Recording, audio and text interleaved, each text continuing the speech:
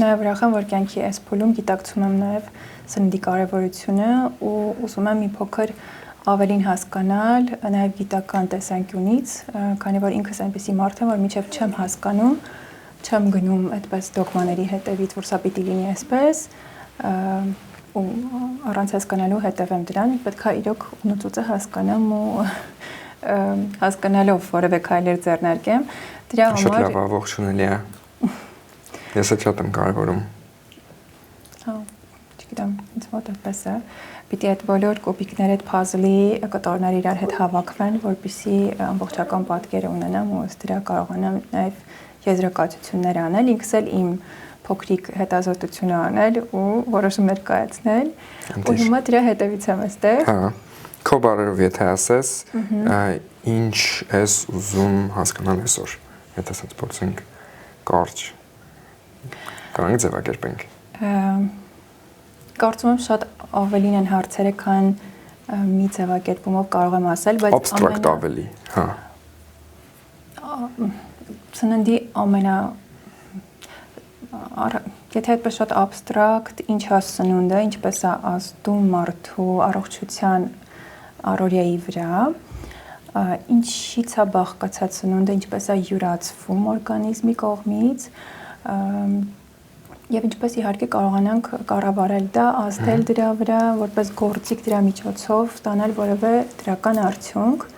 Ու ինչպես սնվելն էլ, չէ՞։ Ինչպես սնվել, այո, ինչ անցած անգամ խոսեցինք, ճարպեր, ածխաջրեր։ Արի այդտեղից հարցնեմ, քանի որ կարող եմ հանդիսատեսը անցած անգամ հանդիպանը քանի որ չի եղել, առաջին անգամ ինձ անցած անգամ ես հանդիպել, ինչ իմաստներ հանդիպումը։ Սննդի բարձրագույն գիտությունը, չէ՞։ Սննդի գիտության մասին, կարևորության։ Դու հավանեցիր հանդիպումը։ Շատ հրաշալի, դա նաև խթան հանդիսացա, որ շարունակում եմ հիմա պրպտել ու ավելին գտնել։ Հա։ Ու ինքը մի քիչ sense խիտ էր, չէ՞, ու խորացված էր։ Այո, շատ խիտ էր ու դրա համար կարծում եմ, որ պետքա գոնե ինձ նման մարդկանց հասկանալու համար պետքա թեմաները բաժանել ենթաթեմաների ու այդպես առանձին ավելի շատ ուսումնասիրել։ Ոսը կարծում լավ հնարավորություն է, որ հենց քո արագությամբ կարող են գնալ ու ստանալ sense հանրամատչելի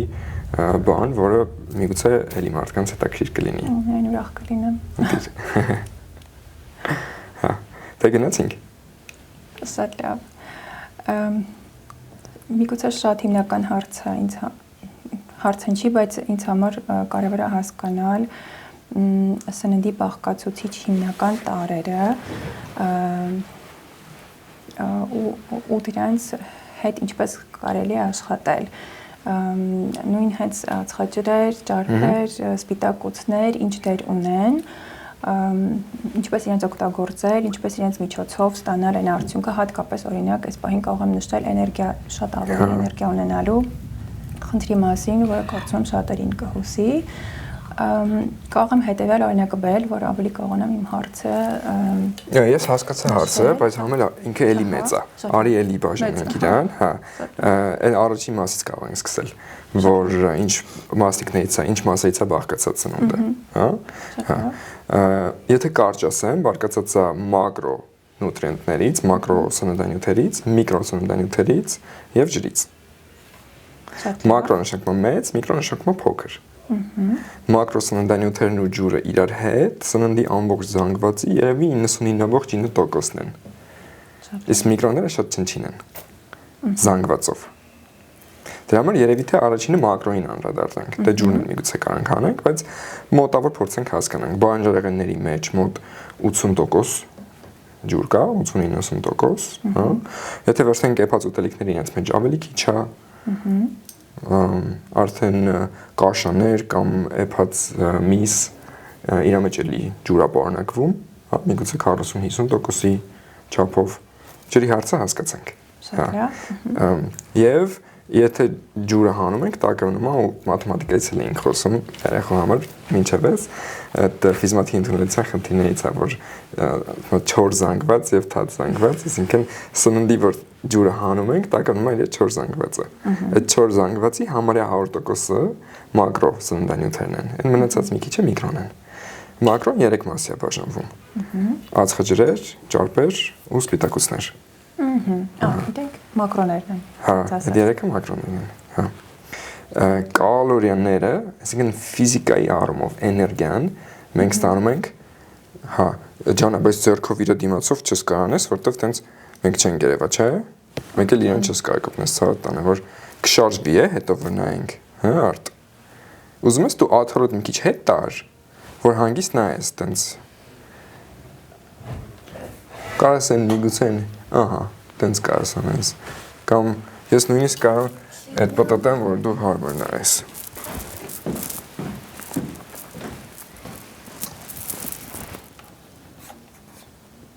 Սենց հարմար է քեզ։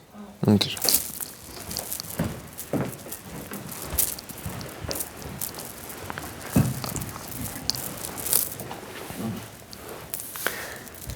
Ֆիզիկայի տեսանկյունից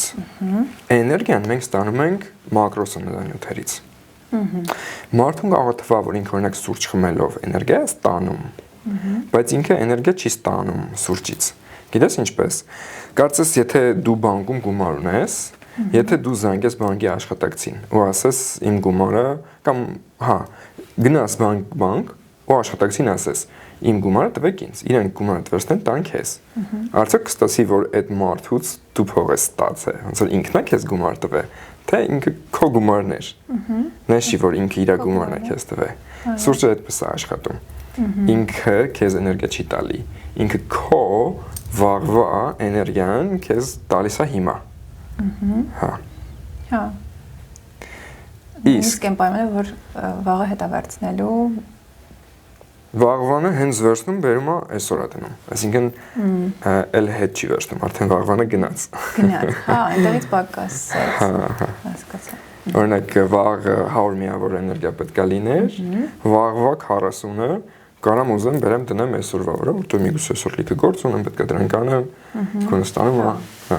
Ու վաղը, որ արդեն ես վեր եմ կենում, ես ունենում եմ 100-ի տեղը 60։ Դե որ 60 եմ ունենում, ինձ լավ չեմ զգում։ Ու որ լավ չեմ զգում, ասում եմ, չէ, ինձ էներգիա է պետք, մյուս օրվանից էլ ինձ բերեք բարքով տվեք։ Բայց այն մյուս օրը էլ ես 100 չունեմ, որտեղ ես արդեն 60-ի ցիկլի վրա եմ։ Այն մյուս 60-ից ես արդեն մի 30 եմ կանալու վերցնեմ։ Ու այն մյուս օրը արդեն ես 60 չեմ ունենալու, ես ունենալու եմ 50։ Ու տենց ոնց որ իջնում է, հասնում է մինչև ինչ որ տեղ, եւ դրա վրա մնում է։ Ու ոնց որ անդադ sense բարք վերցնելով գործի մեջ ենք, որը որ այդքան արդյունավետ չի լինում։ Չեմ ասում, որ նաև լարվածությունը վերում նյարդային եւ գիշերվա քնի վրա է ազդում։ Այդ պատճառներով ես իմ գործունեության մեջ սուրճը սովորաբար խորհուրդ չեմ տալի։ Հատուկ են դեպքեր կան, որ ինչ-որ մարդ կա, որ շատ լավ է, չգիտեմ, ընկերություն անում սուրճի հետ, okay, եթե if you're happy, եթե երջանիկ ես այդ ամենիցով ցենտր, հա։ Ինչու սուրճի մասին խոսեցինք, որ էներգիան հասկանանք ինչ է նշանակում, հա։ Լավ, իսկ ռեալ էներգիան թե ես որտեղից եմ ստանում, որ հետո ես կարամ ծախսեմ այդ էներգիան։ Ես ստանում եմ մակրո սննդանյութերից, սպիտակուցներից, ճարպերից եւ ածխաջրերից։ Շատ լավ։ Կալորիան եւ էներգիան, կալորիան էներգիայի չափման միավոր է։ Այսինքն կալորիաները, ջան։ Որեք առանձին որևէ բան չեն, այլ ընդհանրապես չափման միավոր են։ Չափման միավոր են։ Էներգիայի չափման միավոր են։ Այսինքն կալորիաները, որ սնունդը կալորիական է, վատ բան չի ինքնին, որովհետեւ եթե ես ուտում եմ որ էներգիա ստանամ, այդ կալորիան ինձ էներգիա է բերում։ Հարցը այն է, եթե ես սխալ տիպի էներգիա, սխալ պահի, սխալ ձևով ընդունեմ, այդ էներգիան կարամ ես օգտագործեմ իմ օրգանիզմը վատացնելու ու խախտելու գործի վրա։ Մարդիկ սովորաբար գիտակից չեն սնվում եւ անգիտակից որ սնվում են, ուզած իրանք այդ էներգիան, սննդի էներգիան օգտագործում են ի վնաս իրենց, ոչ թե ի օգուտ իրենց։ Հիմա մենք ուզում ենք սովորենք այդ էներգիան օգտագործենք ի օգուտ մեզ։ Հա։ Նաեւ հասկանանք թե որը ինչքան էներգիա է պարունակում, 1 գրամ ճարպը 9 կալորիա է պարունակում, իսկ 1 գրամ սպիտակուցն ու 1 գրամ ածխաջուրը ամեն մեկը 4։ Ճարպը 9։ 9, 4։ Ավելի շատ է փաստորեն։ Հա։ Եվ դա ված չի, եթե ես ուզում եմ էներգիա ընդունեմ։ Բայց Արմեն ջան ճիշտ գիտեմ, որ շատ կարևոր է նաև համադրությունները, չէ՞, ճիշտ համադրությունները, ինչի հետ էս Համադրությունները կարևոր է, բայց այդ մի քիչ երրորդ դասարանի հարց է։ Արի մենք սկսենք, առաջին։ Այսինքն արի հələ քայլ-քայլ գնանք։ Սա մենք ուզում ենք հասկանանք հիմնական բաղադրիչները։ Ինչ որ չափով մենք խոսեցինք դրա մասին։ Հիմա մենք կարող կամ այդ թեմայի մեջ ավելի խորանանք, թե ոնց որ ճարպը ինչ տեսակ է լինում, ինչ բաղադրիչներ կարող ունենա, տեսակները, նույն կերպ ածխաջուրը, սպիտակուցը, այդ մեկ, երկրորդ։ Մենք կարող ենք խոսենք, թե որն է իրենց դերը, ածխաջրի դերը, ճարպի դերը օրգանիզմում եւ սպիտակուցի դերը օրգանիզմում։ Կամ կարող ենք հաջորդ բնական հարցը քննարկել։ Եվ ես ուզում եմ մենք նաև շատ sense բնական հարցեր քննարկենք, օրինակ ինչ նախաճաշ ուտել, հա? Ինչ որ պահի կարող ենք անցնենք նաև դրան։ Արի ընտրենք որն է բնական հաջորդ քայլը։ Ես հույս ունեմ, որ այս ամբողջ գիտելիքը յուրացնելուց հետո ինքս էլ կարող եմ այդ հարցին պատասխանել, ինչն է լավ նախաճաշ, բայց որ առաջ ընկնելով իհարկե շատ լավ կլինի այս պահին նաև։ Ես կուզեմ խոսենք այսօր դրա մասին։ Կամ հիմա կամ մի քիչ հետո, բայց խոսենք, թե նախաճաշ, թե ճաշ, հա։ Բայց կուզենամ հարցնեմ նաև դերերի մասին, որ նշեցիք ճարպ, սպիտակուց, ածխաջրեր։ Իրոք լավ հասկացա, իրենք մակրոների իրենք են մակրոները։ Մակրոները, որն է իրանց դերը, բացի էներգիան։ Հիասքանչ։ Իսկ ամենաբնական հաջորդ հարցն է։ Հա, որ այսպես մտքի թելը գնա։ Հա, եւ սկսենք սպիտակուցներից։ Շատ լավ։ Հա։ Սպիտակուցները բաղկացած են ամենաթթուներից։ Ես որ նոթեր անեմ, ոչինչ, թե Կարես նոթեր անես, բայց ես կուզեմ քեզ տամ այս Շատ լավ։ Recording-ը։ Հա։ Եթե քեզ օգնում է։ Ձեր բայց ոչինչ կփորձեմ բանալ։ Հա, որտե՞ղ։ Հա։ Լավ, հասկացա։ Հա։ Ես ինձ վիզուալ կարող եմ ինչ-որ գրաֆեր գծեմ, միկրոֆոն։ Իսկ Արտուրը պարտադիր է որ տնային անի։ Թե Ես կուզի մենք պայմանավորվենք որ գնա Արտուրս նստել այն մեծ սեղանի շուրջ ու աներ։ Կարող անի։ Հա։ Արտբակա։ Հա։ Դուրը կկանաս բացս արտ։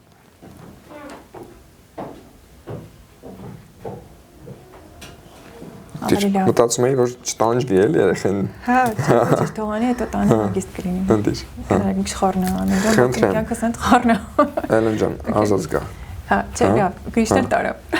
Ես կտամ քեզ գրիչ։ Սպիտակուցների մասին չէ ոչինչ։ Հա։ Սպիտակուցների մասին էի ասում ու խառնվեց։ Թե նորից հարցը դուր։ Թե ես էի ասում։ Չէ, խոսում էինք որ նա մակրոների դերը ճարպերի, սպիտակուցների, ածխաջրերի դերը։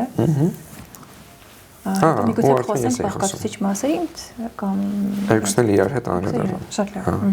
Լավ, հարցը հետևյալն է, որն է մակրոների դերը ամեն մեկի եւ սկսենք սպիտակուցներից։ Շատ լավ։ Սպիտակուցը բաղկացած է ամենաթթուներից եւ ինքնին ամենաթթուներն են, որ այդ սպիտակուցն է։ Եթե sense մի 100 հատ ամենաթթուներ վերցնենք ու sense խառը մի ձև կպցնենք իրար, այդ դրան կոչում ենք սպիտակուց։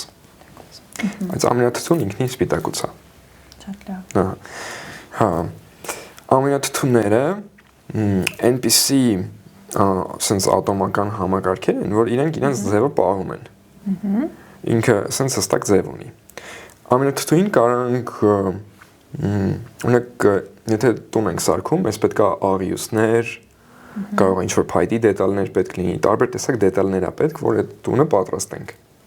Ամենաթթուները այդ դետալներն են։ Շատ լավ։ Ամենաթթուներով ոչ միայն ստեղծում ենք մեր մկանները եւ մկանային համակարգը, իրանք ամբողջովին ամենաթթուներից են բաղկացած, այլ նաեւ ստեղծում ենք մեր նեյրոտրանսմիտերները եւ հորմոնները ամենաթթուներից։ Շատ լավ։ Դա շատ հետաքրքիր է։ Հա։ Մոտ 20 տեսակ ամենաթթուներ կան, որ հիմնականում բոլորի մասին չարժի խոսել այսօր, մի քանիսը կարամ նշեմ, օրինակ տրիպտոֆան, որից ստեղծվում է սերոտոնինը, թայրոզին, որից ստեղծվում է ադրենալինը եւ դոպամինը։ Օրգանիզմը դրանից է ստեղծում։ Օգտագործելով B խմբի վիտամիններ, իր ներքին էնզիմները, հա, եւ տարբեր վիտամիններ բացի B-ից էլի կարող է օգտագործել, նաեւ միներալներ օգտագործելով։ Եվ այստեղ մի պահ անդրադարձ անեմ միկրո սննդանյութերին, միկրոսննդանյութերն են վիտամինները, միներալները, հա, եւ միգուցե անտիօքսիդանտներ սննդի մեջ կան, որ այնպիսի sense փոքրիկ մասնիկներ, որոնք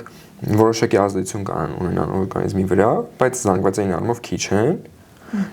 Օրինակ սննդի գույնն էլ իրանք են ապահովում, դեղցի գույնը ապահովում են որոշակի ֆլավոնոիդներ, որոնք նաև անտիօքսիդանտ հատկություններ ունեն։ Հիմա կարող ենք կենտրոնանանք վիտամինների ու միներալների վրա։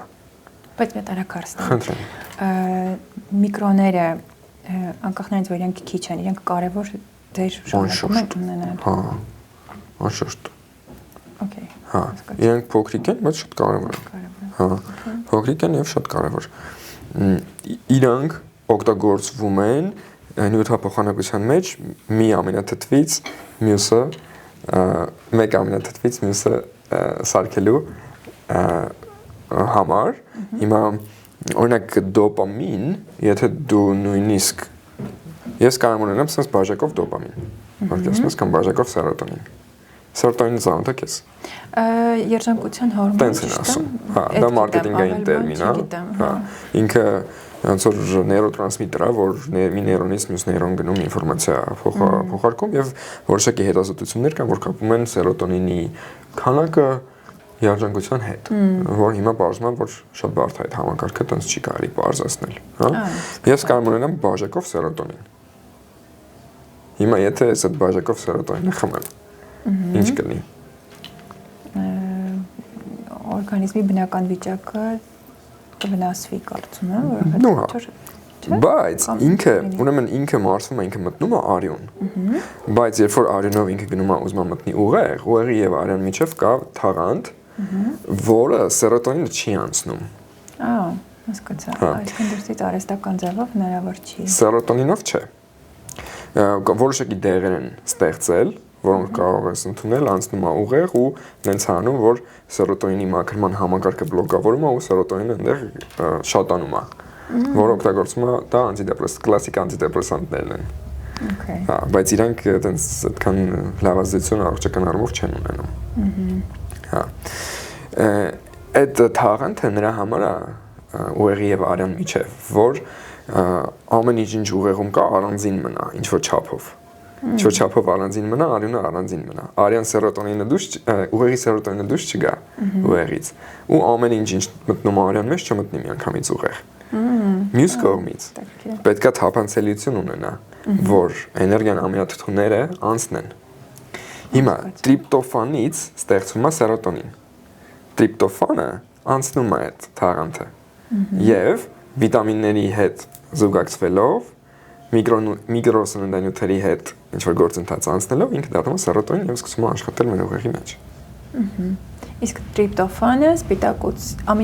ամինաթթու է։ Սպիտակուց է։ Մսի մեջ կա, հա։ Այսինքն այստեղից ուղիղ կապ, որ կարող ես սպիտակուցների միջոցով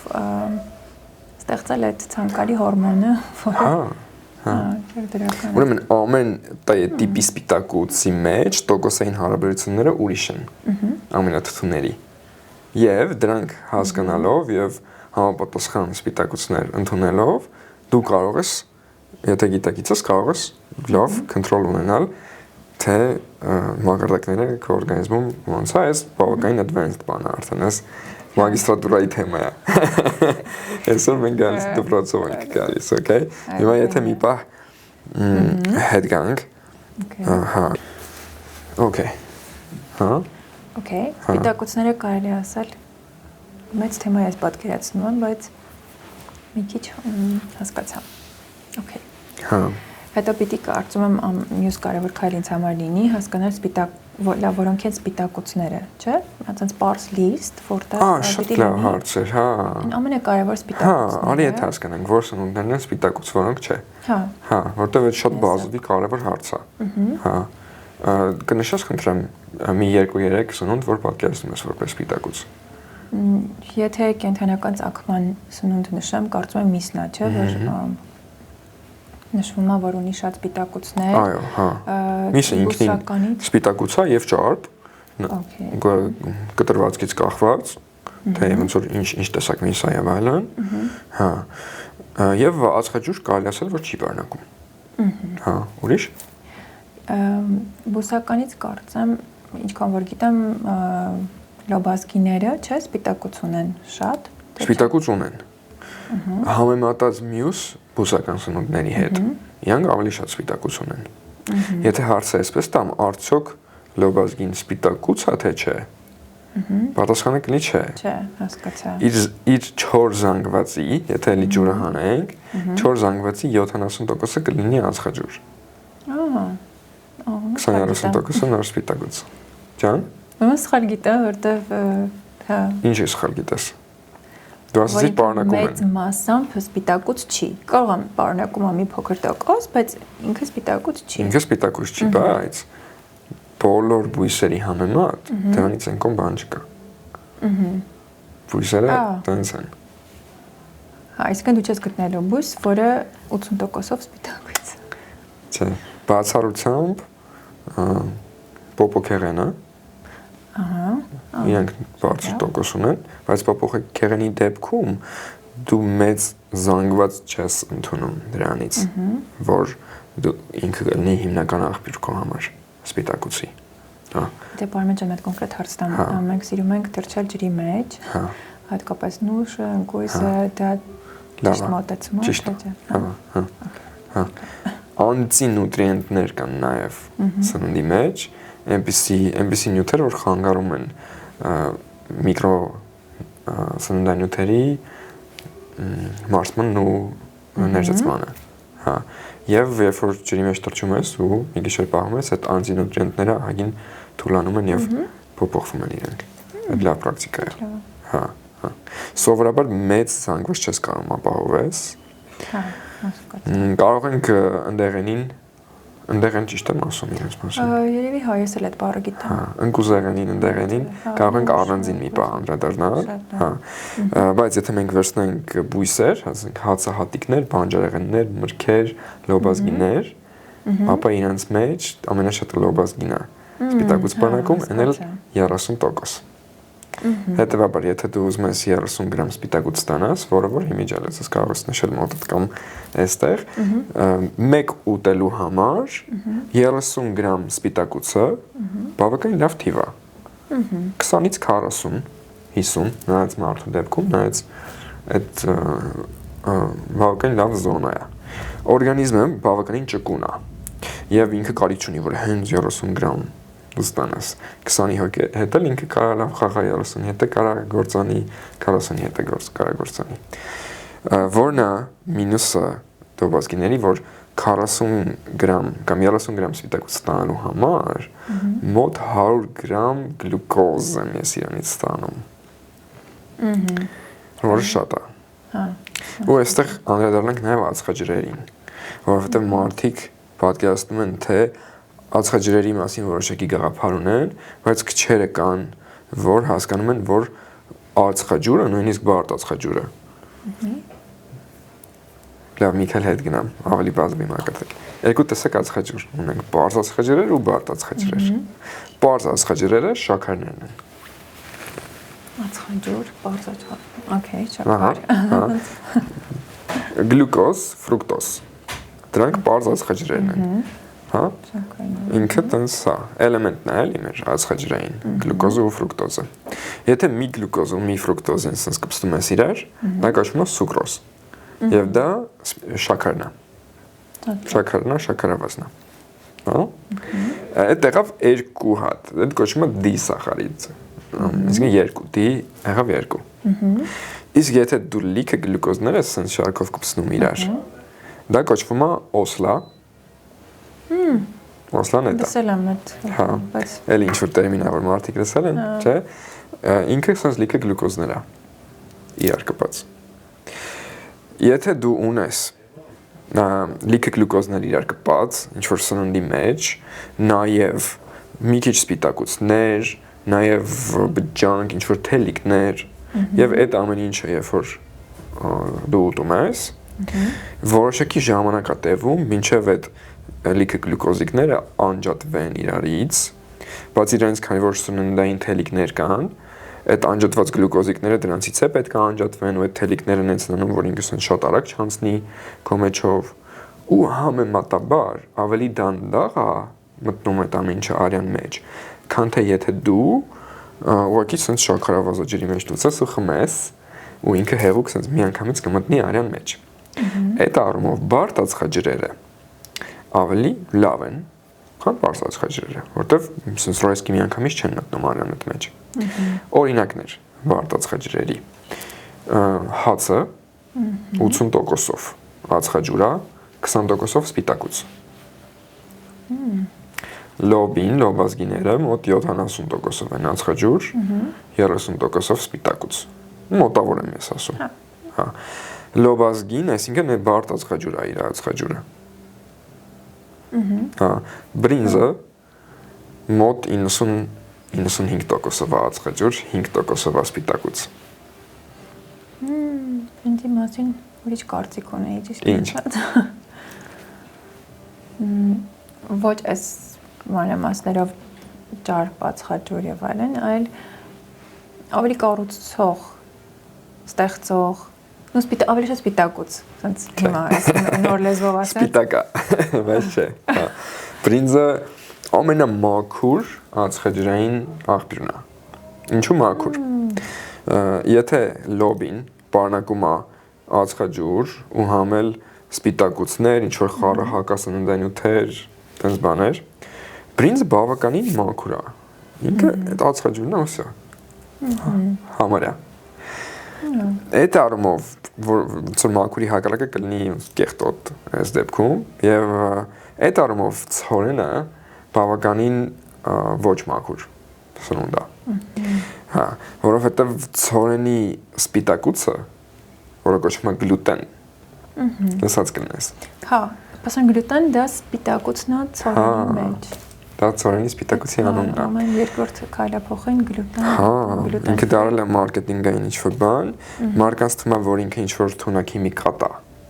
որ կարա մեջ լինի կամ չլինի, ինքը ցորենի ամբողջ սպիտակուցն է։ Հիմա այս պայդրությամբ ցորենի մեծ մասը գենետիկորեն մոդիֆիկացված է, 95%-ը։ Ինչ է նշանակում գենետիկորեն մոդիֆիկացված։ Նախ ԴՆԹ-ն օրգանիզմի, թե մարդու, թե բույսի դեպքում ԴՆԹ-ն է գրում սպիտակուցները։ Եվ ԴՆԹ-ի կոդը հենց սպիտակուցային կոդ է։ ԴՆԹ-ն ստեղծում է սպիտակուցներ։ Եթե դու ԴՆԹ-ն փոխում ես, գենետիկորեն մոդիֆիկացնում ես, ստեղծված սպիտակուցային կառուցվածքը լինում է գենետիկորեն մոդիֆիկացված, ուրիշ, անբնական։ Եվ օրգանիզմը իրեն չի ճանաչում եւ կարա իմունային հարձակում անի այդ սննդանյութի վրա։ Քանի որ ինքը իմունային հարձակում է ուզում անի, ինքը ուզում է գտնի թշնամի, որի վրա հարձակվի, բայց այնտեղ չկա բջիջ, կենդանի չկա, ինչ որ բակտերիա չկա, զուտ սպիտակուց է։ Ու ինքը որ սկսում է կրակել այդ անհայտ թշնամու վրա,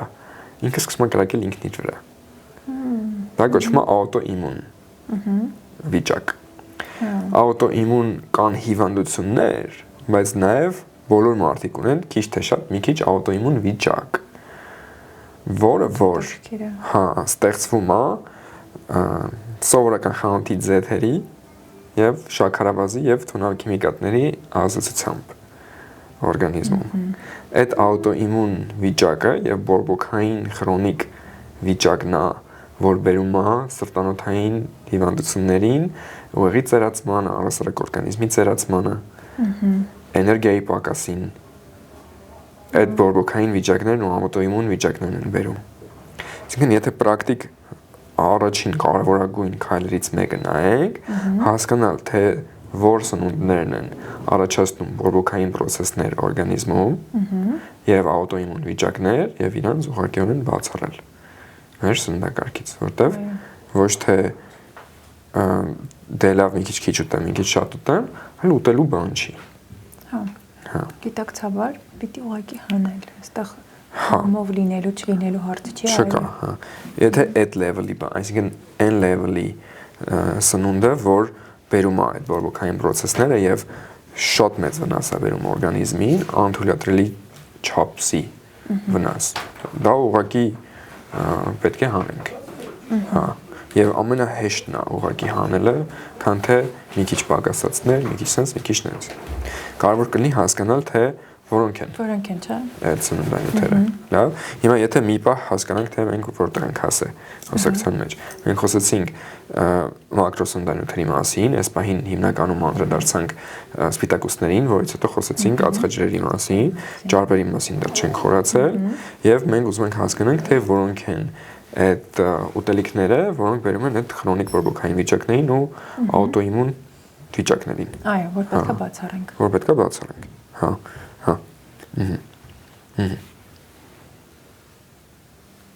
Հիմա երկու ճանապարհ ունեմ։ Մեկը կարող եմ ճարպերի մասին խոսել, որովհետև շատ ճարպեր կան, որ հենց այդպիսին են։ Հա։ Հետո նոր անցնենք հասկացա։ Հա։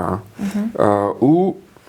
երևի այդպես գնանք։ Մյուս տարբերակը այնա, որ սկսենք ոնց որ ռեալ ասել, թե որ ուտելիքներն են, որ այդ ազդեցությունը ունեն։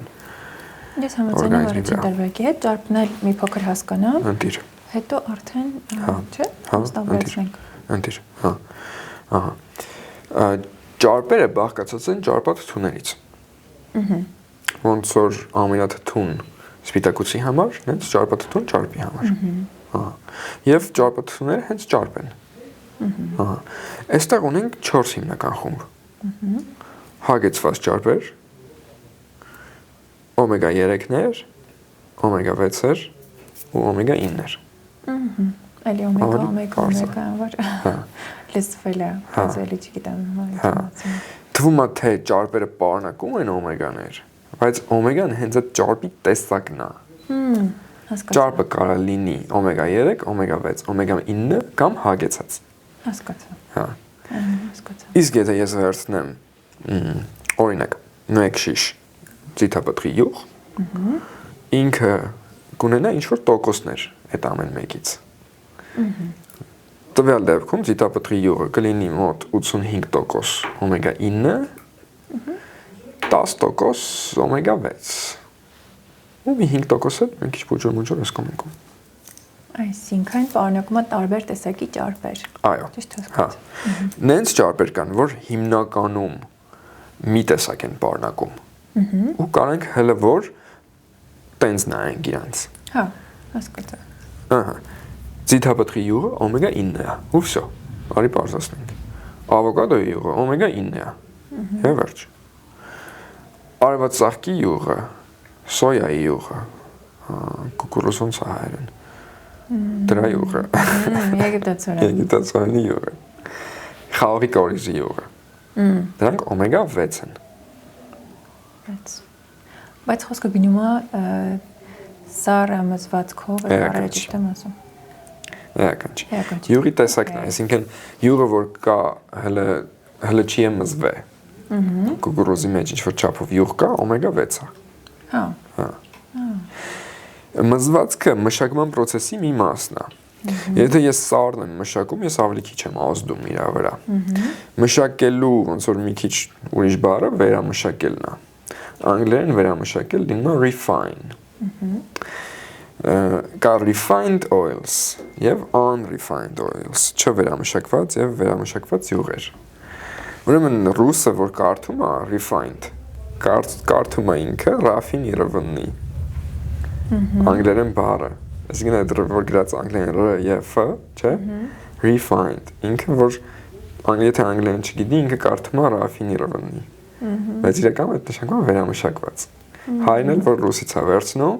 ինքն էլ ասում է ռաֆինացված։ Բայց այնտեղ ռաֆինանալու բան չկա, այնտեղ refine բառն է։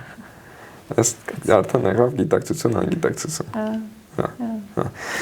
Ինչքան քիչ վերամշակես սնունդը, այնքան ինքը բնական վիճակում է, այնքան լավ։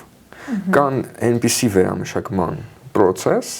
որ չի վնասում իրան։ Հիմա եթե ես վերցնում եմ, ասենք թալով խառնում եմ, հետո դա մի քիչ վերամշակում։ Ես մշակում եմ իրան, բայց բան չի դնում իրան։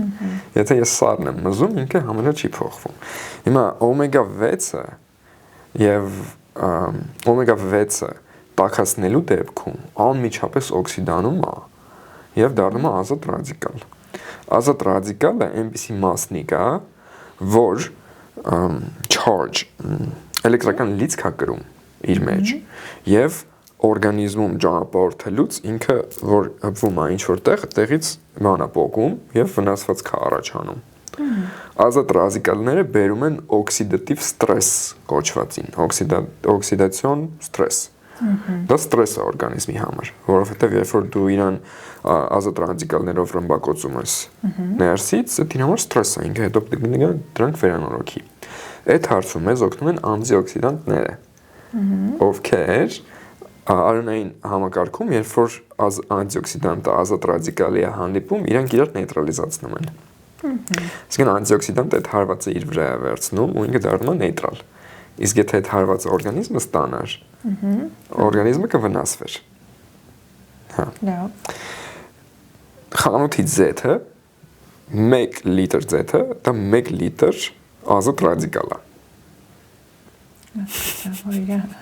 Պետք է գտնես հակազդողը։ Չդնես մեջ դիչում պես։ Այդքան անտիօքսիդանտ դու չես կարող ստանաս։ Հա։ Ինքը ուտելու բան չի ուղղակի։ Քիչ է այդքան, հա։ Քիչ է այդ։ Հա։ Ոնց որ դու ավոկադոն հավանեցիր այսօր։ Չէ, Արտուր։ Հա։ Ձեր շնորհիվ են, շնորհակալ շատ։ Հա։ Առաջին անգամը։ Եй։ Ուրեմն ես գտել եմ լավ ավոկադոներ այսօր, այսօր տեղից չեմ վերցրել։ Մեր մոտ մի խանութ կար, այնտեղ բերում էին լավը, բայց մեկը լում էր, մեկ չէր լինում։ Բայց պարզվում է, որ սիթիներում լում է։ Ես սիթին ֆեն չեմ իրականում, մեղմ ասած, բայց իրանք լավ ավոկադոներ են ունենում։ Բանով, ուրեմն սենց տոպրակի մեջ է, 2 հատ է մեջը, ու մի հատ սենց տոպրակի մեջ է։ Շատ լավ։ Հա, իրանք հեշտ կարելի է անել։ Ու ավոկադոն պարտադիր չի, որ փափուկ վերցնես, ավելի լավ է դու շատ վերցնես, պինդերն է վերցնես, տանը դնես, մի 10 հատ ունենաս ու հերթով իրանք սկսում են հասնել։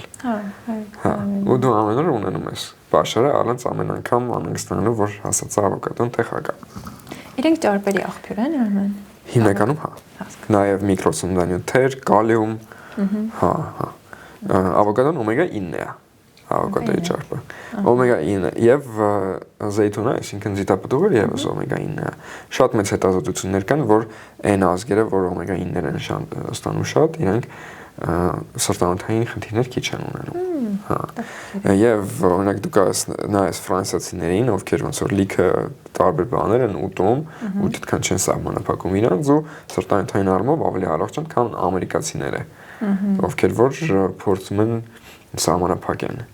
լիքը բաներ, հա։ Օրինակ հա։ Իրանք նաև միս են ուտում ահագին։ Ու այդ առումով խնդիր չունեն, հա։ Իսկ օմեգա 6-երը, որ մարքեթինգը հակառակն է։ Մարքեթինգը ասում է այն արվածակի ձեթը կեր, կարագը մի կեր, մսի յուղը մի կեր, որ խոլեստերինը չբարձրանա, սրտի խնդիր չունենաս։ Բա խոլությունս չեն հակառակ։ Հա, պատահական չի։ Հա։ Օմեգա 6-երը բացի ազատ ռադիկալ լինելուց, նաև իրանք գործիքի դեր են կատարում օրգանիզմում եւ իրանք բորբոքային process-ներ են սկսում։ Բորբոքային process-ը պարտադիր չի, որ վատ լինի։ Օրինակ, կենդանին ընկնում է, հոտը ճաքացնում է, բորբոքային process-ը ստեղծում օրգանիզմը, որպեսզի ուռի, իմունիտետ գա, ինֆեկցիա չստանա, նաև վերանորոգվի։ Դա կոչվում է acute inflammation, սուր վիճակա, սուր ինչով սուր, որ ընկել է, ճաքացրել է, այդ պահի վիճակա, հա, ինչ որ բան է պետք։ Իսկ chronic inflammation-ը դա բորբոքային վիճակ է, որ գնում է ամիսներով, տարիներով։ Երբ որ օրգանիզմը անդադ ռմբակոծվում է ազատ ռադիկալներով, այդ վնասը ոնց որ դզելու համար ինքը, այսինքն պուջուրիկ լիքը acute սուր բորբոքներ է ելնում, որը որ դառնում է chronic բորբոքում։ Ուրեմն այս օմեգա 6-երը բացի նրանից, որ վնասում են ազատ ռադիկալներ, իրանք նաև բորբոքային process-ների կոճակն են սխմում օրգանիզմում, որ բորբոքումը ավելացրում։ Օմեգա 6-ից առաջանում է արաքիդոնիկ ասիդ կոչված, որը որ այդ կասկադի այդ սկիզբն է, հա։ Այդ ասեմ, որ տերմիններ գցեմ մեջը մի չստացվի մենակ բարձ բաներից ենք խոսում։ Լավ, հա։ Ժամանակին օմեգա 3-ների, օմեգա 6-երի հարաբերությունը սննդի մեջ եղել է 1-ը 1-ին։ Հիմա 1-ը 20-ի է։ Օմեգա 6-ը այդքան շատ են եւ դա է բերում սրտանոթային խնդիրներին։ Դա է բերում։ Օմեգա 6-երի մասին խոսեցինք։ Օմեգա 3-ները հակաբորբոքային են։ Հա։ Բայց իրենք եւս տակասնելուց կան վնասվեն։ Օմեգա 3-ները հիմնականում կարելի ասել երկուսն են։ Ձկան յուղը, կտավատի յուղը։ Ձկան, կտավատի յուղերը։ Շատ լավ։ Պոպոկի յուղն էլ ապարնակում օմեգա 3, բայց ինքը ամբողջությամբ օմեգա 3 չի։ Կտավատը մեծ մասամբ օմեգա 3 է։ Օմեգա 3-ները հեշտ են օքսիդանում էլի ու դառնում ազատ ռադիկալ։ Դրա համար իրենց հետ շատ զգուշ է պետք է վարվել, որ թարմ լինի։ Հա, եւ բացելուց հետո ավելի լավ է սառնանում, պահել արևի տակ չդնել։ Օմեգա 3-ները պետք չի չարաշահել, իրենք գլի գործիք են օրգանիզմում եւ դա երևի 3-4 դասարանի հարցեր է։ Օմեգա 3-ները այսօր ավելի Եթե տամ կտավատի յուղը երբ որ ասում են առավոտյան սոված տամոքսին խմում ես ու օգտակար է, դա էլի միֆերի օգտակար է, հա, մի թեյք տալ, շատ չէ։ Ու երևի ինչ որ շամ մի ամիս խմում ես, հետո երևի չես խմում, նորից սկսում ես խմել, թե կարող է սալատին ավելացնել, կարող է առավոտյան խմել, շատ տարբերություն չկա։ Միֆերը ավելի շատ այդ ռիտուալների մեջ է լինում, բայց հա, ավելի նախընտրելի օրգանիզմի համար ձկան յուղն է։ Ձկան յուղ։ Քան կտավատի յուղը։ Հա, բայց ձկան յուղի խնդիրն էլ է, որ պետք է ձկից այդ յուղը սառը ձևով առանձնացնես, հետո պահես, ինչ որ կապսուլայի մեջ գցես, հեչ գործ չի։ Իսկ լավ բրենդի բան է պետք գնել։ Հա, բայց ամենաբնական ձևը ձուկ ուտելն է։ Ձկան յուղ ստանալու։ Հա։ Եթե դու նորմալ չափով ձուկ ես ուտում, դա արդեն հիասքանչ է։ Իսկ վերամես ձուկը եփված վիճակով է, չէ՞, ուտում։ Դա չի խանգարում օմեգա 3-ի պահպանությանը։ Ես սխալ։ Հա, լավ կլինի արագ եփել ձուկը։ Հա, եւ մեծ ժամանակներ չօգտագործել։ Ինչքան ժամանակը երկարում է, այնքան իրենք վնասվում են ճարպաթթուները։ Հա։ Իսկ ծովի ձուկ, ոչ ծովի ձուկ, արհեստական աճացված ձուկ դրանք շատ մեծ տարբերություն է, հա, վայրի ձուկը կամ լճի ձուկը կամ ծովի ձուկը,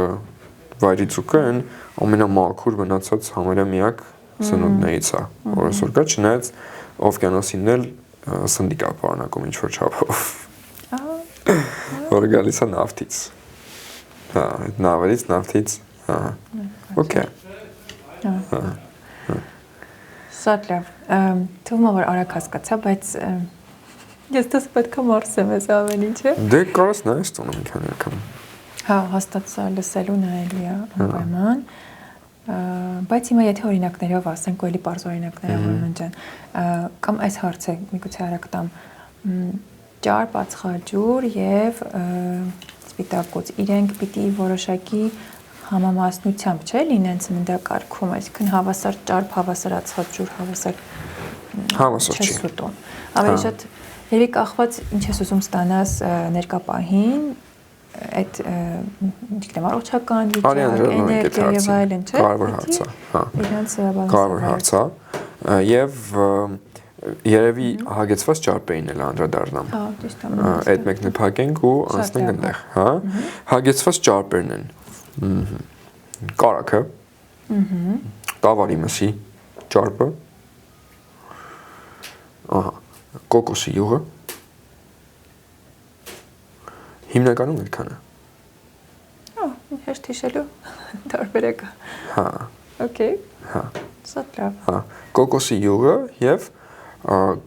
կովից եկած սնունդները։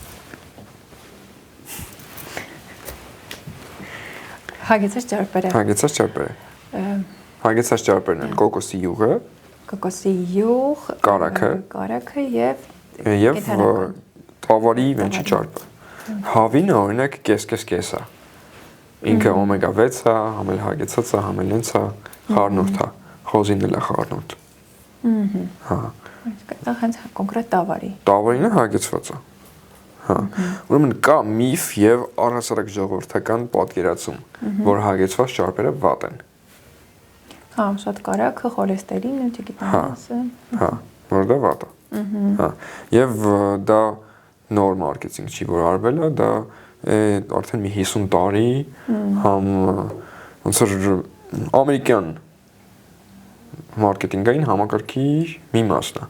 Դրա պատճառը այն է, որ շատ էժան է իրենց համար արտադրել կուկուրուզի յուղ եւ այդ լավ բիզնես է։ Իսկ մի կիլո կարագի համար պետք է 40 լիտր կոտ։ Հա։ Իրականում հագեցած ճարպերը, քանի որ հագեցած են, տաքացնելուց իրենք չեն օքսիդանում։ Հետևաբար ջերմային մշակում իրանցով կարելի է անել։ Միանգամից մենք հասկանում ենք, որ կարագով եւ կոկոսի յուղով կարելի է էփել, որտեղ ինքը չի նայվում ջերմային մշակում անցնելուց։ Կարագը ինչ որ դեպքերում վառվում է, եթե ուզես տապակես իրանով, դրա համար կարելի է կարագը սկզբում հալել, յուղ դարձնել, տատիկները, որը որ այն յուղը չի, ինչ որ կարեք առնեք սուպերմարկետում։ Հա, չէ, ինքն ստեղծած ինքն։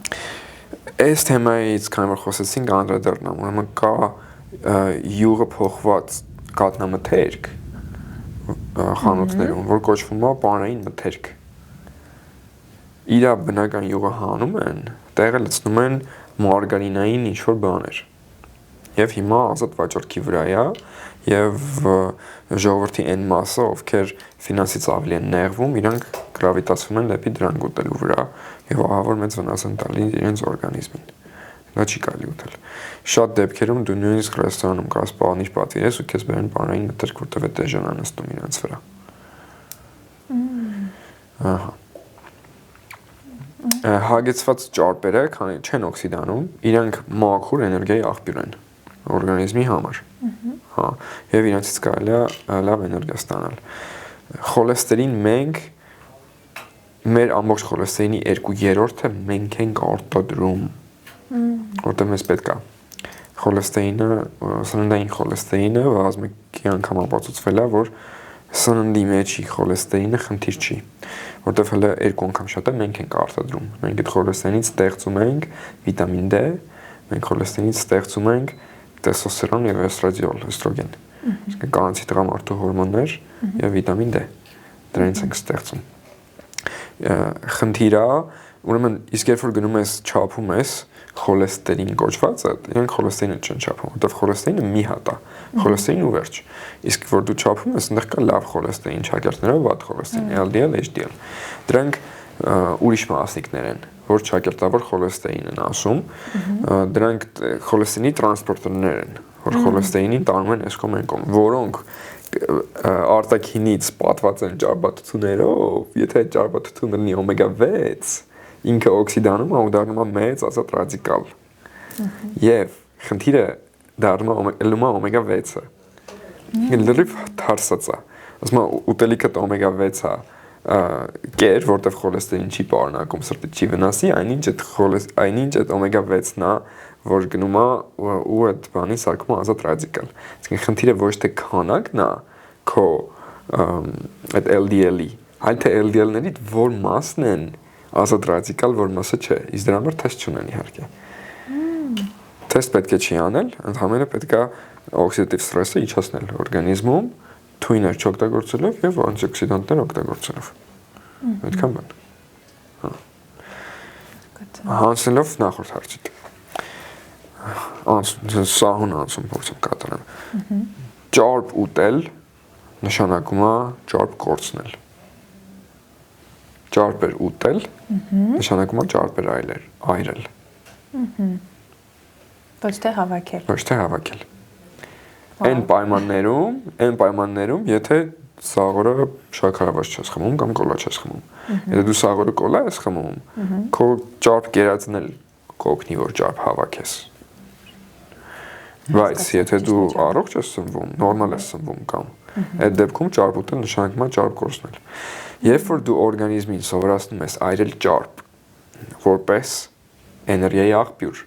երբ որ իր կերածը ավարտվում է, ինքը ասում է ես էլ ունեմ բաց եւ սիստեմը առանց փոխելու ընդհանրապես վերցնում է այդտեղից դա էվոլյուցիոն process է որ միլիարդավոր տարիներ ստեղծվել է էվոլյուցիայի արդյունքում եւ ներդրված է մեր մեջ սովորական մարդը սնվում է հիմնականում ածխաջրերով Այս պրակտիկան մոտ 10-ից 20,000 տարի է, որ գոյություն ունի։ Հացահատիկների եւ լոբեղենի օգտագործումը 10-ից 20,000 տարի է, որ կա։ Մինչև այդ նախորդ շրջանում, մեծ պալեոլիտիկ կոչվող շրջանում, 1 միլիոն տարի Homo sapiens-ը մարդը ապրել է մոտավորապես hunter-gatherer վիճակում, երբ որ ինքը որսար է եւ ինչ որ բաներ է հավաք է, միգուցե փոքրիկ հատապտուղներ, ասենց ինչ որ բաներ։ 1 միլիոն տարի ինքը սնվել է հիմնականում մսով եւ ճարպով եւ դրա վրա է ստեղծվել իր հիմնական համակարգը տնտն վերջի 10,000 տարիների ընթացքում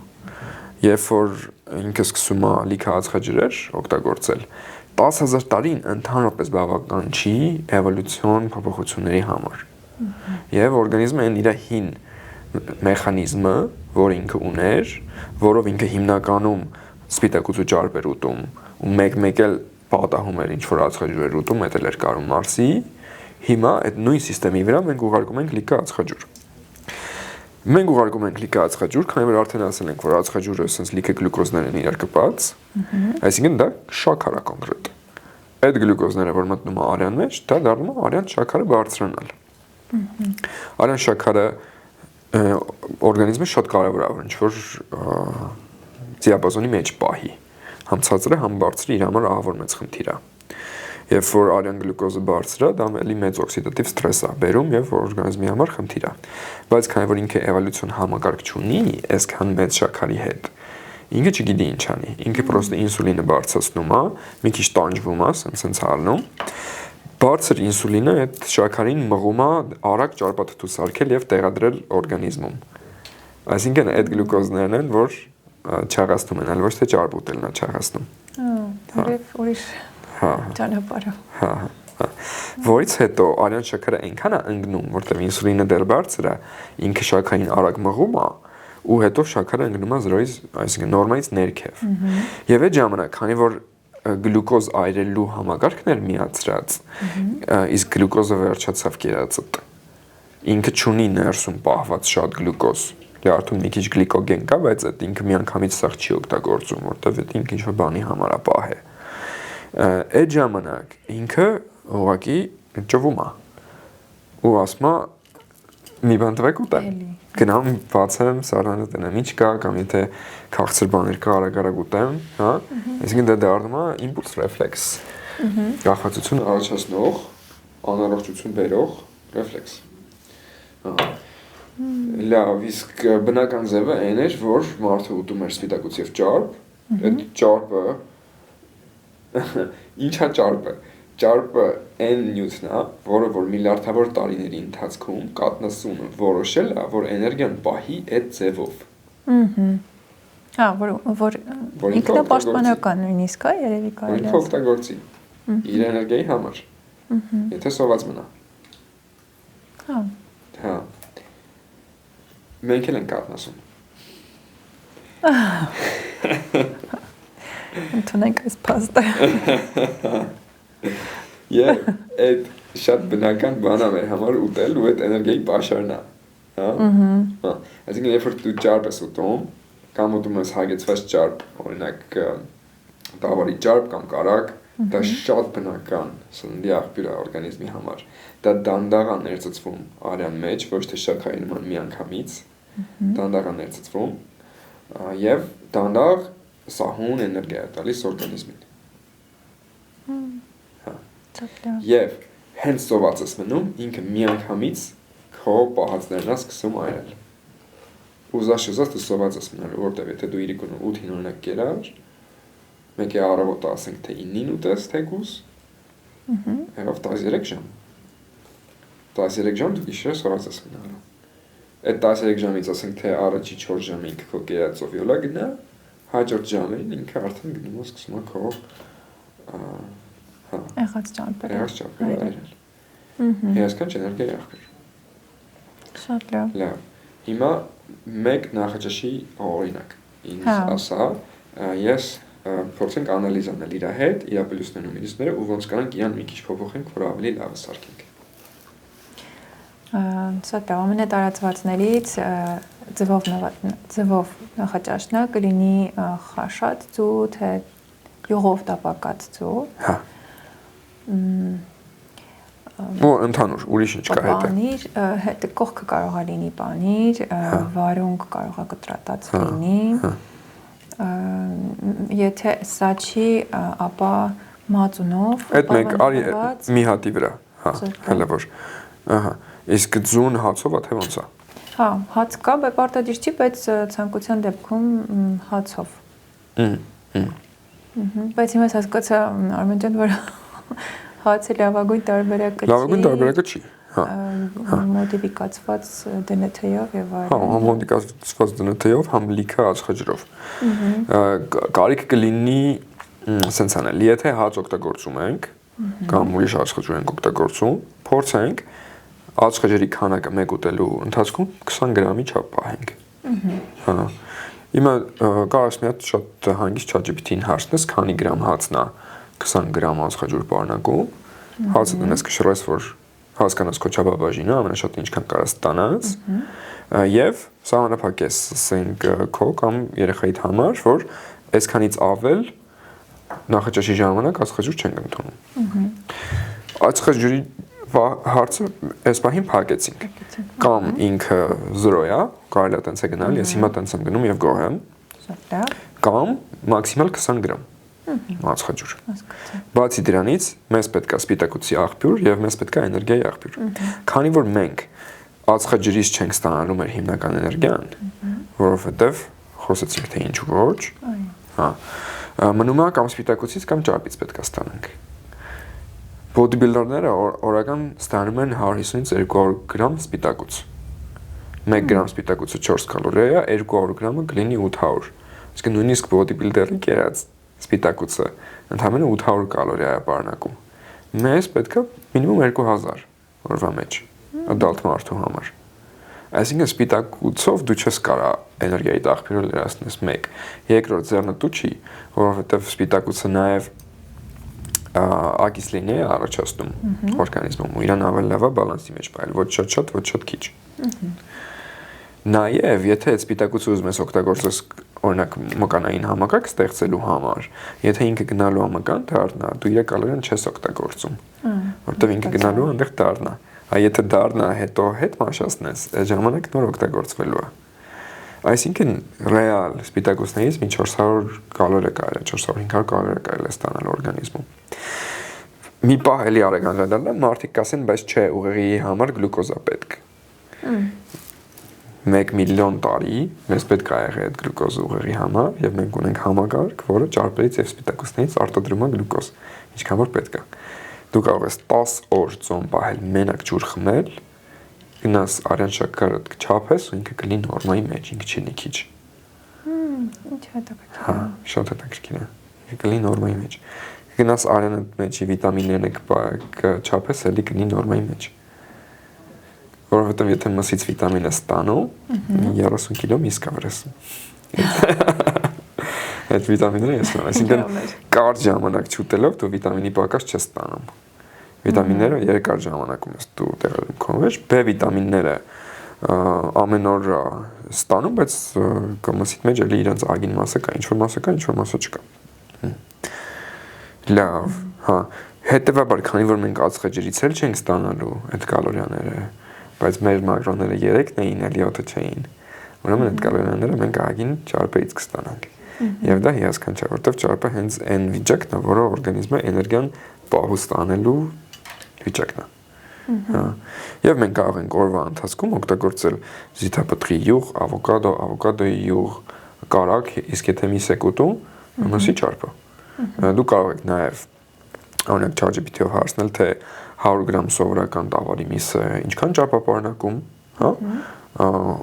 Բավականին պարունակում է, որ լավ է, դու այդ էներգիան ես ստանում, ահա, լավ։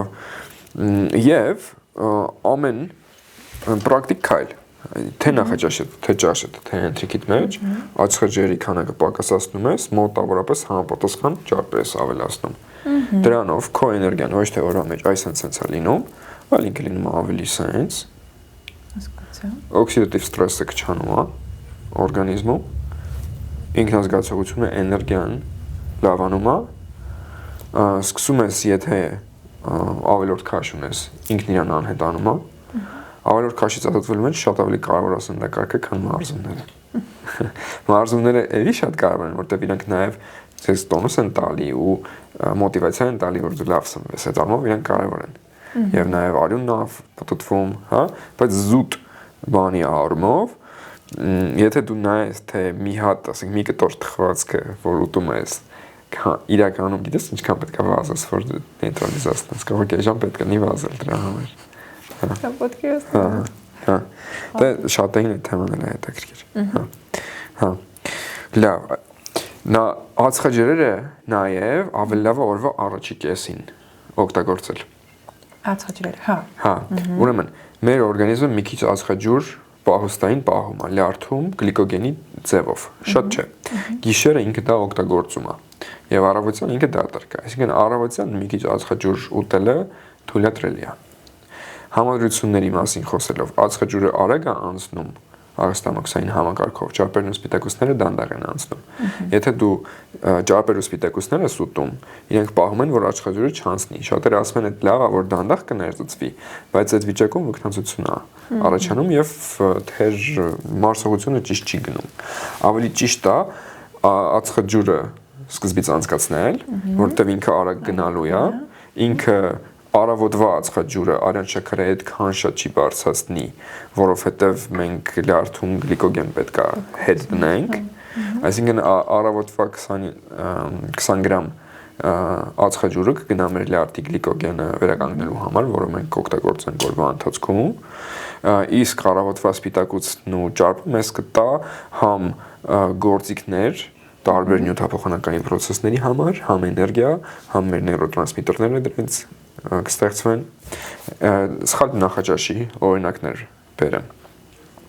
նաև։ Կարծում սուրճը չէ, հենց առաջ, սուրճի մասին խոսել ենք, հա, դե ինքն իրանով նախաճաշ չի։ Այնքը։ Հա, բայց այդ մարդկա այդ է իր նախաճաշը, ինձ ասենք քաղցր սուրճ է խմում ու տնից դուրս է գալի։ Այդ քաղցր սուրճը դե վատ է։ Հա, դե շաքարը ավելի վատ է, քան գլյուկոզն է, այսինքն սպիտակ շաքարը ավելի վատ է, քան գլյուկոզը։ Նույնիսկ ինքը ոնց որ ուրիշ շաքար է պարունակում, որ էլ ավելի վատ է օրգանիզմի համար, հա։ Հիմա վատ նախաճաշի օրինակ բերեմ, որ շատերի համար ակնհայտ չի լինի։ Ավսյանկա մրգերով։ Այո, շատ էլի մարքեթինգի չէ արդյունքում։ Հա, դե այդ իրականում, հա, խրախուսվում է, բայց այդ կարծում եմ չար մարքեթինգի արդյունք չի, այլ նրա արդյունքն է, որ հեշտ չի հասկանալ, թե ինչ է լավ նախաճաշ, ինչ վատ։ Ինչու է դա վատ նախաճաշ։ Ինքը շատ թույլ է սպիտակուցներով։ Հա, ավսյանկան մոտ 10-15% սպիտակուց է պարունակում, 4 զանգվածի, այսինքն վարսակը, հա, եւ իրականում, ասենք, մի մեծ թաս վարսակից, հա, ընդհանրապես մի 5-7 գրամ սպիտակուց կարող է մեջանի պատկերացնում ես, հա, եւ եթե քանակն ես շատացնում, որ կշտանաս, ինքը լրիվ գլյուկոզ է մնացածը, այսինքն դու կարող ես ստանաս 200 գրամ գլյուկոզ, չգիտեմ, 100 գրամ գլյուկոզ, 400 կալորիայի գլյուկոզ, 100 գրամ, որը որ համապատասխան է 20 take տալ շաքարին, այդքան գլյուկոզ ստանաս այդ խեղճ վարսակից։ Հիմա, եթե վարսակ ես ուզում ուտես առավոտյան, վարսակդ սարքում ես կես կամ ամենաշատը 1 բաժակի չափով, քեզ պետք է սպիտակուցի աղբյուր, նաև, այսինքն դու պետք է ընտրես կամ ձու ուտես կամ միս ուտես առավոտյան։ Սպիտակուցի աղբյուրն է, չէ։ Ձուն սպիտակուց կլինի, ձվի սպիտակուցը սպիտակուց է, հա, մոտավորապես մսի խտության է իր սպիտակուցը։ Հա, սպիտակուցը բայց, ձվի սպիտակուցը։ Դեղնուցը վատ չի ձվի։ Հա, լավ կլինի որ ձուն լինի տնական իհարկե։ Հա, հա, ձվի սպիտակուցը լավ սպիտակուցի աղբյուր է։ Հա, կամ պանիր եւս սպիտակուցի աղբյուր է, որ կարելի է ստանել։ Հա, պանիր, կատնաշոր, ինչ տեսակ պանիր է։ Չէ, դե որ ավելի լավ պանիր լինի, ավելի լավ։ Որակով կատամտար կլինի։ Պանիրը իդեալական չի։ Իր սպիտակուցի հիմնական մասը կազեինն է, որը բորբոքային process-ներ կարող է առաջացնել օրգանիզմի մեջ, մարդիկ կան, որ փորկապություն է նաև առաջացնում, հա։ Ինքը օքեյ է, մարդկա իր համար օքեյ չի, եթե հետաքրքրված է էլ ավելի մաքուր սննդակակ ստանալ, կարելի է փորձանել, հա, ինչ-որ ժամանակ պանիր չուտել։ Մածունը Արմեն ջան, որի մեջ լցնում են չիա, ու չգիտեմ այլ բաներ, նույն նուշը օրինակ կարող է լինի կամ հատապտուղներ, էլի որպես հիմք վարսակի փոխարեն օրինակ, ինչ կասեք դրա մասին, որտեղ իմ կարծիքով, չգիտեմ, դա ավելի լավ չէ, լսում եմ։ Մածունը կա իմիջելոց, մածունը վարսակին մեղմացնում է։ Ամեն դեպքում, եթե դու շատ ածխաջուր ես հանկարծ ուտում, իր վրայից եթե դու մածուն ուտես, ինքը շատ մեղմացնում է այդ էֆեկտը։ Ինքը չթողում, որ այդ ածխաջրերը ուրիշ սխալ process-ներ սկսեն ստամոքսում ու աղիներում, որի մասին այսօր չխոսեցինք, բակտերիաների հետակապված այդ, հա։ Եվ իսկ եթե միայն մածուն, հա, առավոտյան որպես նախաճաշ նորմալ է։ Ինքը 100 գրամ մածունը, բայց 3 գրամ սպիտակուց է պարունակում։ Պետքան շատ չի, հա։ Այսինքն պետք է լինի 300 գրամ մածուն ուտել, որ 9 գրամին մոտենանք։ Կատնաշորը ավելի շատ է։ Իհարկե։ Եկեք սովորենք նաև կարդալ մեր առած սննդի հետևում գրված թե ինչքան ինչ է պարունակում, հա, ինչքան սպիտակուց է պարունակում, այդ շատ կարևոր է դրանք կարդալ եւ ինտուիտիվ հասկացողություն ունենալ դրա մասին եւս։ Շատ կարևոր է ուտել շատ բանջարեղեններ, մրգերը կես այնքան հիասքանչ չեն, ինչքան մարդկանց թվում է, իրենք պարունակում են շատ մեծ քանակով շաքար, որը որ բնական շաքար չի, այլ նույն շաքարն է, ինչ որ շաքարավազի շաքարը միրգն է բնական, բայց մրգի մեջի շաքարը ուղղակի շաքար է։ Հա, նույն շաքարն է։ Եվ ինքը կարող է բերի գիրասման, ինքը կարող է բերի կախվածությունների, ինքը կարող է բերի էներգիաների սենց բաների, հա։ Այնպես չի, որ ես խորհուրդ եմ տալի մարդկանց միրգ չուտեն, բայց ես խորհուրդ եմ տալի տվյալ նստելով չափականակը ավելի կոնտրոլ անել։ Բացի դրանից, եթե հանկարծ դու նստում ես ու լիքը միրգ ես ուտում, հա, քեզ պետք է դրանից մի 20 րոպե հետո ահագին սպիտակուց ուտել, որ այդ շաքարային էներգիան, որ մտել է արյունդ մեջ ուզած, ինքը ոչ թե օրգանիզմը տասի ես չգիտեմ, ես ինչ անեմ ու մղի ճարպ սարքի, այլ կոնե դու սպիտակուց հետ տաս, որ ինքը դա կարողանա օգտագործի այդ էներգիան ինչ-որ գործեր անելու համար, որպեսզի օրգանիզմը գործ անի, տենց process-ներ անի, կամ մկաններ վերանորոգել, կամ նեյրոտրանսմիտերներ ստեղծել, իր համար իրեն պետքա թե էներգիայի աղբյուր, թե սպիտակուցի աղբյուր։ Եթե դու իրեն սպիտակուց չես տալի ու մենակ շաքար ես տալի, մենակ միրգ ես տալի, ինքը դրանից ստրեսի մեջ է ընկնում։ Իսկ եթե մրգից հետո, մի կես ժամ հետո, այսինքն միրգը շուտ է անցնում ստամոքսը, միրգը ուտում ես չեմ ասում անմիջապես միսկեր վրայից, բայց մի 20 րոպե հետո դու սպիտակուցային աղբյուր եթե ստանաս, իսկ անմիջապես հետո մրգից կարելի է մածուն ուտել, օրինակ, հա, անմիջապես հետո կամ մի քիչ շատ հետո, հա։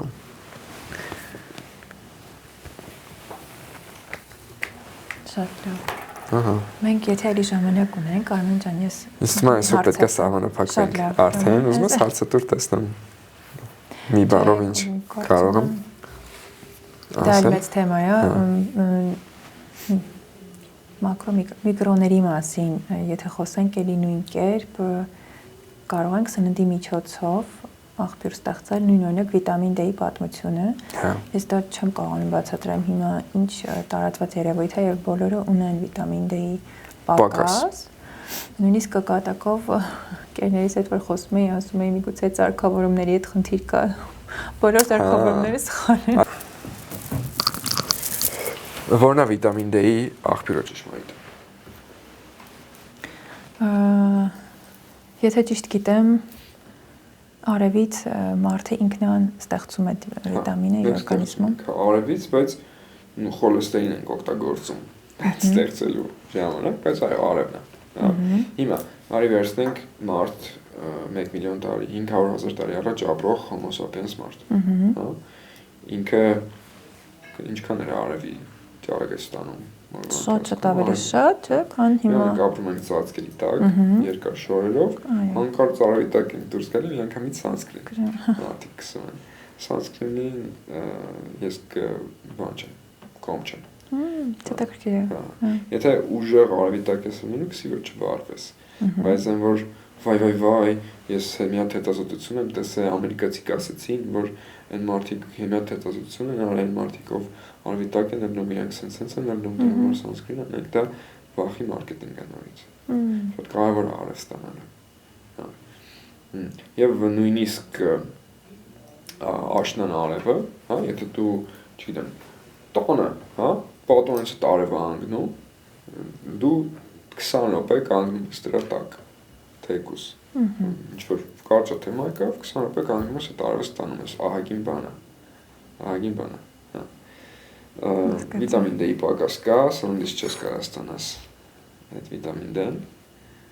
Հա, այսինքն կամ պետք է արևից ստանաս, կամ հավերից պետք է ստանաս։ Հավերը բավականին մեծ դոզերով կան պարունակում։ Ես վիտամին D-ի անմիջական էֆեկտը այդքան չեմ սիրում։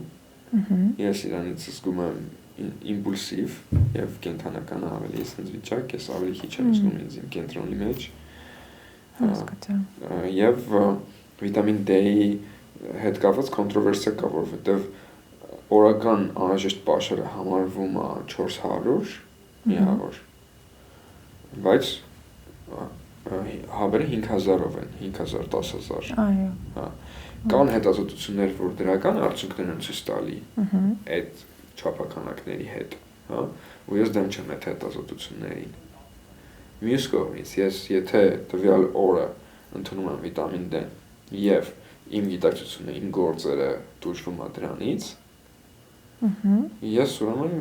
ընտրություն եմ կատարում միգուցե չստանալ այդ 5000-ը ու արևի տակ շատ լինել։ Հասկացա։ Այդ ակտիվ թեմա է, որ կարելի է հետազոտել։ Վերջ, այս բոլոր հարցերը մարդ ինքն իր վրա պետք է հասկանա։ Դու կարաս ապրես մի ամիս 5000 միավոր վիտամին D խմելով, կարաս ապրես մի ամիս 400 միավոր վիտամին D խմելով։ Եվ ուզես զգաս, այդպես դու քեզ ավելի լավ զգում։ Հիմնականում վիտամինների արդյունքները կարելի է շուտ զգալ։ Ասում չէ դուք մի ամիս խմես, որ արդյունքը զգաս, տենց չի։ Ես թե B խմբի վիտամինները, թե վիտամին D-ն, հա, թե առհասարակ, ասենք, մի հատիկ կես բաժակ բրինձ ուտեմ, ես շատ հստակ զգում եմ այդ կես բաժակ բրինձի էֆեկտն ու ազդեցությունը իմ օրգանիզմի վրա, ոնց որ ինքնաթիռում ոնց է, որ տեսած կլինես, սենց լիքը տաբլոներ կան, չէ, տա, մեքենայում այդքան շատ չի, մի հատ սպիդոմետրա, մի հատ տախոմետրա, հա, հիմա իմ գլխում, սենց ինքնաթիռի վահանը կա, մի հատ, ես կարում եմ չափեմ, զգացողությամբ, շատ տարբեր ֆակտորներ իմ մարմնի մեջի, ես կարող եմ չափեմ իմ արյան գլյուկոզը, ես կարող եմ չափեմ իմ մեթիլացիոն չափը, թե ինչքան է մեթիլացիաս օրգանիզմում, ես չափում եմ իմ վիտամինները, այս խմբի վիտամինները մոտավորապես սենց իրար հետ, զգացողությունով, ես չափում եմ իմ արյան մեջի սպիտակուցը, ես չափում եմ իմ արյան մեջի ճարպը, որպեսզի ես կարողանամ այդքանը չափեմ, ես պետք է հատիկ հետազոտություններ անեմ իրան հետ, որ կարողանամ բռնեմ, թե որ զգացողությունը, որ ինչ է դեր կապված, ինչ փոփոխությունների հետ։ Այս ամենակարևոր բաներից մեկը, որ անցած հանդիպումից վերցրել եմ, դա հենց այդ հետազոտություններ անելու հմտությունն է, որ պիտի ձեռք բերես, կոպիտ ասած պիտի ժամանակ էներգիա տրամադրես, չէ՞, շատ պարզ բան է, բայց չենք գիտակցում, որ պիտի դու տրամադրեք։ Հասկանաս ինչա կատարվում։ Ես իմ համար հետաքրքիր գործ է, ես անում եմ, բայց որոշ ուշադրություն ու էներգիա, անպայման։ Պետք է ուշադրություն տրամադրել, թե ես այս ինչ բանը կերա, Կես ժամ անցել է, ոնց եմ ես ինձ զգում հիմա։ Հա, էներգիաս ոնց է, մտքերս ոնց է, իմպուլսիվնի եմ թե չէ, իտակից եմ թե չէ։ Անմիջապես հետո ուտելուց, կես ժամ հետո, 1 ժամ հետո, 2 ժամ հետո, մի հատ էլ 5 ժամ հետո, մի հատ էլ 3 ժամ կարելի է։ Ու մի քիչ ավելի պրադվին ուտի մյուս օրը։ Ոնց ես զգում նախորդ օրվա ապրածից հետո։ Այդ առհասարակ էլ ես կանես, այսօր ինչ-որ օր եմ ապրել, սենց սնվել եմ, սենց ապրել եմ, սենց մարդկանց հետ եմ շփվել։ Վաղը առավոտը ես ոնց եմ ինձ զգում։ Ու կարող է թվա շատ բարդ, բայց ինքը բնական պրոցես է, որ ինքն իրան սկսում է հենց մի քիչ սկսում ես ուշադրություն դարձնել էական բաներին, թե ոնց եմ ես ինձ զգում, հա։ Եվ մի քիչ ինձ կողքից նայել քո էներգիայի վիճակին, քո մտքի վիճակին։ Ճանապարհը սկսվում է, եւ բնական ձևով արդեն հասնում ես այդ արդյունքներին, այդ վիճակներին։ Հիմա ես երկար եմ քայլել այդ ճանապարհով, ես ավելի advanced տեղ եմ այդ առումով, բայց անկախ նրանից թե դու որտեղ ես, ճանապարհը սկսվում է այդ ուշադրություն դարձնելուց։ Ոչ թե սաղ ուշադրություն դարձնելուց, պարտադիր, այլ սկսել ուշադրություն դարձնելուց։ Եթե դու արդյունքը քաղում ես քո ուշադրություն դարձնելու, դու ինքդ սկսում ես հավեսով ավելի շատ ուշադրություն դարձնել։ Որտեվ հավես է այդ process-ը։ Լավ արդյունք ես դասում։ Իրոք ինքնազարգացման process-ը շատ հավես է, որովհետև ամեն օր, ամեն շաբաթ, ամեն ամիս քո ինքնազգացողությունը, քո էներգիան, քո գիտակցությունը, քո աշխատած գումարը դու տեսնում ես ոնց է զարգանում։ Քո մտերիմների հետ հարաբերությունները, քո իմպակտը աշխարհի վրա նաև։ Եվ շատ հավես է հետևել այդ գործընթացներին ու փորձել սենց ներքին ինժեներիայի process անցնել, կարգավորելով սնունդը հասնել կատարության ու այդ ճանապարհի վրա լինել։ Սարքավ։ Ես շատ ուրախ եմ, որ սկսել եմ այս process-ը ու հուսով եմ շարունակական կլինի։ Մնացած թեմաներով էլ կհանդիպենք ու կխոսենք, կբացենք այդ puzzle-ը առանձին, ու արդեն նաև կոնկրետ քայլերով, որովհետև մի բան, որ նաև ինքս իմ մեջ ունեմ, տեսել եմ որպես խնդիր, դա ինֆորմացիան հավաքելն է, բայց կոնկրետ քայլեր չդեռնարկելն է։ Այս պահին հակառակ ձևով եմ տրամադրված, որ շատ պրակտիկ պետք է լինի դա, ու ես հենց այսօր կիրառեմ, օրինակ վաղվա ուտելիքի ընտրությունը անեմ այս գիտակցությամբ։ Այսօրվա խոսակցության հիման վրա փոքրիկ ամփոփում։ Օմեգա 6-երը փորձի բացարձակ հանել սննդակարգից, այսինքն սովորական Z-ը ընդհանրապես չես օգտագործում։ Երկրորդը ածխաջրի չափաքանակն է, որ ամեն ուտելուց մաքսիմալ 20 գրամ ածխաջուր ստանաս։ Եթե հանկարծ պարզվի, որ այդ շատ քիչ է ձեր ընտանիքի դեպքում, ու դուք հետ սովոր չեք, 30-ից սկսեք։ Հա։ Եթե դա անես, ածխաջրի քանակը ֆիքսես ու իմանաս, թե մոտավոր որ սնունդը ինչքան է։ Ապա որպեսզի կշտանաս, դու ստիպված գնալու ես եւ կամ ուտելու ես ավոկադո, կամ ասելու ես դե լավ, քանի որ քիչ ածխաջուրս, մի քիչ ավոկադոյի յուղ ավելացնեմ, զեյթունի յուղ ավելացնեմ, կամ մի քիչ ավելի կարակ տնեմ։ Եվ բնականորեն սկսվելու է այդ մնացած քայլերը լինել։ Եվ ամեն նստելուց հենց արա, որ գոնե 20 գրամ սպիտակուց ստանաս։ Մի ձուն օրինակ 7 գրամ սպիտակուց է։ Հա, 2 ձու, մի քիչ պանիր, մի քիչ մածուն կգա արդեն 20։ Կնստի։ Ամեն ինչ որ չափով միս արդեն կլինի։ Okay։ Okay, շնորհակալ եմ շատ Արմեն, բայց մի հատ էլ հարց պիտի խնդրեմ, եթե դա հեշտ լուծում ունի, ինֆորմացիայի աղբյուրը, օրինակ հիմա պիտի գնամ ու ճշտեմ ինչ կանեկի սպիտակություն ունի, չէ՞։ Ինչ աղբյուրներին խորտ կտաս հողում տամ, ինչ կա միջազգային որևէ MyFoodData website-ն եմ խորտ տալի։ Okay, MyFoodData. Օրինակ ես top sources of protein, MyFoodData. Top sources of vitamin B6, MyFoodData. Հասկացա, այնտեղից։ Այնտեղից բերում եմ ու բավականին լավ համակարգված կա։ Շատ լավ։ Բացի դրանից կարող սկիլա, որ հաջորդ հանդիպումների դեպքում կարելի է քննարկել, որ AI-ի հետ կարողանալ գիտակից այնպես շփվել, որ հավաստի բան ստանալ, որտեղ AI-ի ասածը հալածյուղի պես ընդունելը ճիշտ բան չի։ Բայց ինչպես query-ները անել եւ ինչպես իրան ստիպել, որ ճշտի ինֆորմացիաները ու հավաքում ձևով վերի ներկայացնի։ Կարևոր սկիլ է, որ առհասարակ ամեն տեսակ research անելու հետ կօգտագործվի այդ սկիլը։ Շատ լավ։ Այսքանը Մարսեմ Արմեն ջան։ Եկել ես եմ հավաստի աղբյուր։ Հա, ես էլի եմ ասում, շատ ուրախ եմ, որ գտել եմ ձեզ, շատ իսկապես շնորհակալ եմ։ Գիտեմ ճամփորդելու եք, այս ընթացքում էլ եթե ժամանակ կունենաք կարող ենք on-line խոսել, որ ես թելը չկորցնեմ։ Բայց ավել։ Հասկացա։ Բայց կարծում եմ եթե հետաքրքիր է Zoom կարող ենք անել։ Հա, անպայման, ես քանի դեռ սկսել եմ այս ճանապարհը, պիտի շարունակեմ։ Հաճախականությունը ոնց ձեզ հարմար կլինի իհարկե, ավելի շատ գիտեք, այս պահին մի փոքր զբաղված շրջան է իմ մոտ, կուզենամ գնամ այս ռեկորդինգը լսեմ, հատ հասկանամ այդ առաջինը, որ օրինակ մի շաբաթը պետք է լինի, կարծում եմ, որ երկու շաբաթ։ Հետո որ արդեն ավելի կարծում եմ այս սննդի թեման համարեմ, որ հասկացել եմ միգուցե կարող են գնալ ավելի բարդ թեմաներ,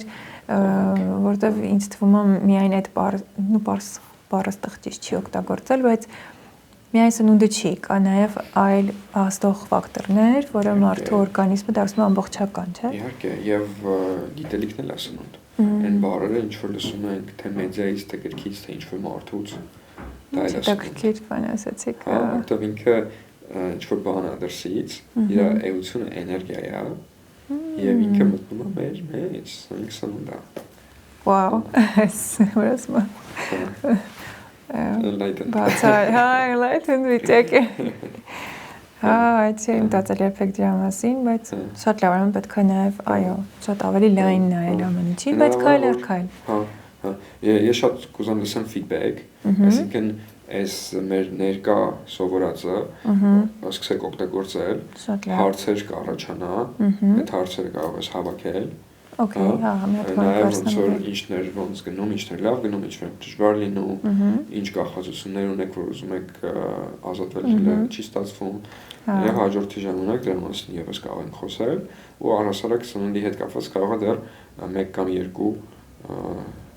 հանդիպում Այս է մինիմում, ինչպես ասում է, որտեվ բորթը շատ։ Դրանից հետո արդեն գիտելիք, գիտակցություն, ինչպես դիրապետես ինքդ քո մտքին, ինքդ քո էներգիային, հա, ինչպես ավելացնես ներքին գիտակցական հզորությունը, մտքի ուժը, լոգիկան, ինչպես կարելի է առողջ հզոր երեխեք մեծացնել, ովքեր որ վաղվա օրվա մեջ 20 տարի հետո վա աշխարհում կարողանան լինել հաջողակ, հա, կարող են անդրադառնալ։ Սիրով, շատ մերսի Արմեն ջան։ Ես եմ շնորհակալ ջան։